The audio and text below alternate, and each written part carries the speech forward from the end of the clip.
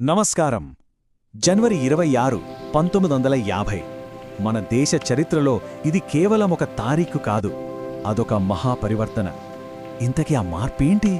దాని లోతైన అర్థం ఏంటి? అసలు గణతంత్రం అంటే మనకి, అంటే ప్రజలకి దొరికిన అసలైన హామీ ఏంటి? రండి, ఈరోజు దాని గురించే మాట్లాడుకుందాం. ఈ మొత్తం కథ అర్థం కావాలంటే మనం కాస్త వెనక్కి వెళ్ళాలి. శతాబ్దాల పాటు ఈ దేశంలో ప్రజలు కేవలం పాలితులు, అంటే వాళ్ళని ఎవరో పరిపాలించేవాళ్లు, వాళ్ల జీవితాల మీద నిర్ణయాలు తీసుకునేది వాళ్లు కాదు. ముందు రాజులు, సామంతులు, ఆ తర్వాత బ్రిటిష్ వాళ్ళు, ఒకరి తర్వాత ఒకరు. అప్పట్లో చట్టమంటే ఏంటి? భయం, అధికారం. మరి స్వేచ్ఛ? అదో తీరని కల అన్నమాట. కానీ 1900 జనవరి 26 ఆ ఒక్కరోజున అంతా తలకిందులయ్యింది. ఒక కొత్త శకం మొదలయింది. ఆ రోజున ఈ దేశ ప్రజలు కేవలం పాలితులుగా మిగిలిపోలేదు, వాళ్ళు పౌరులుగా మారారు. ఇంకా చెప్పాలంటే ఈ దేశానికి యజమానులుగా మారారు. భారతదేశం ఆ రోజు ప్రపంచానికి గట్టిగా చెప్పిన మాట ఒక్కటే: ఇకపై ఈ దేశానికి యజమానులు ప్రజలే. సరే, మరి మార్పు ఎంత పెద్దదో ఒకసారి లోతుగా చూద్దాం. ఇది కేవలం ఒక రాజు పోయి ఇంకొకరు రావడం లాంటిది కాదు. అసలు అధికారం అనే మాటకు అర్థమే మారిపోయింది. ఒక మామూలు వ్యక్తి, ఒక పాలితుడు, హక్కులున్న పౌరుడుగా ఎలా మారగలిగాడు, అదే ఇప్పుడు మనం చూడబోతున్నాం. ముందుగా, గణతంత్రం అంటే ఏంటి? చాలా సింపుల్. రాజు లేదా రాణి లేని దేశం. ఒకరి తర్వాత వాళ్ల కొడుకో కూతురో అధికారంలోకి రావడం లాంటివి ఉండవు. ప్రభుత్వాన్ని ఎన్నుకునేది ప్రజలే. అంటే ఫైనల్ పవర్ ఎవరి చేతిలో ఉన్నట్టు?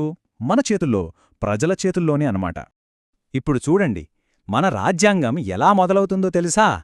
మేము భారత ప్రజలు. ఈ 3 మాటలు చాలు. ఇవి కేవలం పదాలు కాదు, దేశ చరిత్ర గతిని మార్చేసిన ఒక మహావాక్యమిది. ఇది ఏం చెప్తోందంటే, అధికారం ఎక్కడ్నుంచో రాలేదు, రాజులనుంచో బ్రిటిష్ వాళ్లనుంచో అస్సలు రాలేదు. అది నేరుగా ప్రజలనుంచే పుట్టింది. అయితే అధికారం ప్రజల చేతికిచ్చేస్తే సరిపోతుందా? లేదు కదా. అందుకే రాజ్యాంగం ప్రతి ఒక్క పౌరుడికి ఒక రక్షణ కవచం ఇచ్చింది. అదే మౌలిక హక్కులు. అంటే ప్రభుత్వాలు వస్తూ పోతూ ఉండొచ్చు, కాని పౌరుడికున్న హక్కులు మాత్రం శాశ్వతం. ఇది రాజ్యాంగమిచ్చిన గ్యారంటీ. ఈ మార్పు ఎంత పెద్దదో చూడండి. గణతంత్రం రాకముందు, అంటే రాజుల కాలంలో చట్టమంటే ఏంటి? అది ప్రజల్ని భయపెట్టే ఒక ఆయుధం. కాని గణతంత్రంలో చట్టమొక ఆయుధం కాదు, అదొక సాధనం. అందరికీ సమానత్వాన్ని ఇచ్చే సాధనం. అంటే ప్రధానమంత్రి అయినా, ఒక సాధారణ కూలీ అయినా చట్టం ముందు ఇద్దరు ఒకటే. అంతకన్నా పెద్ద మార్పేముంటుంది? సరిగ్గా ఈ హక్కులే ఒక బానిసలాంటి పాలితుణ్ణి ఒక యజమానిలాంటి పౌరుడిగా మార్చాయి. సమానత్వమనే హక్కు కులం, మతం, ఆడ, మగ అనే తేడాల్ని పక్కకు నెట్టేసింది. మాట్లాడే హక్కు, ప్రభుత్వాన్ని నిలదీసే హక్కు, గౌరవంగా బతికే హక్కు ఇవన్నీ ఇచ్చింది. వీటన్నింటికన్నా ముఖ్యమైందేంటో తెలుసా? అస్పృశ్యత రద్దు. ఇది కేవలం ఒక చట్టం కాదు, వేల ఏళ్ల అన్యాయాన్ని తుడిసిపెట్టిన ఒక సామాజిక విప్లవం. సరే, హక్కులున్నాయి, కాని వాటికి రక్షణేది? ఎవరైనా మన హక్కుల్ని కాలరాస్తే ఏం చెయ్యాలి? అక్కడే రాజ్యాంగం ఒక అద్భుతమైన అవకాశమిచ్చింది. ఏ పౌరుడైనా సరే తన హక్కులకు భంగం కలిగింది అనిపిస్తే నేరుగా సుప్రీంకోర్టు తలుపు తట్టొచ్చు.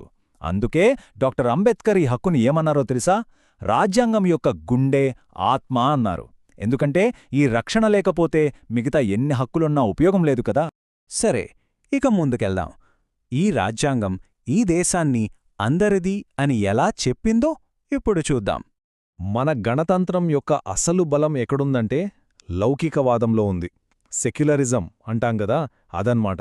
దాని అర్థమేంటంటే, ఈ దేశానికి అధికారికంగా ఒక మతమంటూ లేదు, కాని ఈ దేశానికి ప్రతి మతానికి చోటుంది, గౌరవం ఉంది. ప్రభుత్వం ఏ మతం వైపు ఉండదు, అందర్నీ సమానంగా చూస్తుంది. అయితే ఇక్కడో ముఖ్యమైన ప్రశ్న వస్తోంది. అందరికీ ఒకే చట్టం, అందరూ సమానం అని అంటే సరిపోతుందా?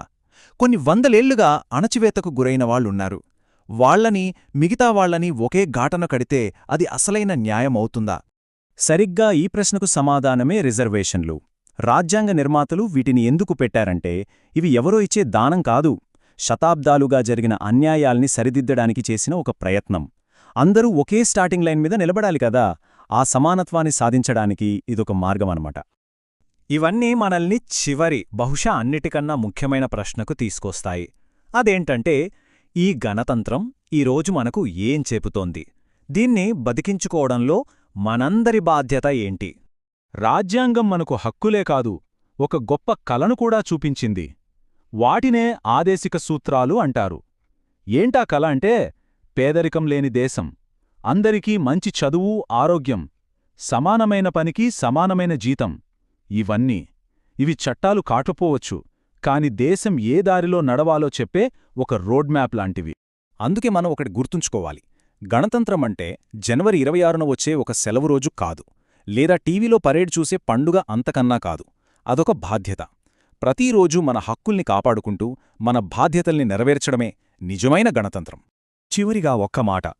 ప్రభుత్వాలు రాజ్యాంగాన్ని అమలు చేస్తాయి నిజమే, కాని గణతంత్రానికి ప్రాణమెప్పుడు పోస్తామంటే పౌరులుగా మన హక్కుల్ని ధైర్యంగా వాడినప్పుడు, ప్రభుత్వాన్ని ధైర్యంగా ప్రశ్నించినప్పుడు, మన బాధ్యతల్ని మనం గుర్తించినప్పుడు మాత్రమే. గుర్తుంచుకోండి, ఈ దేశం మనది, ఈ రాజ్యాంగం మనది.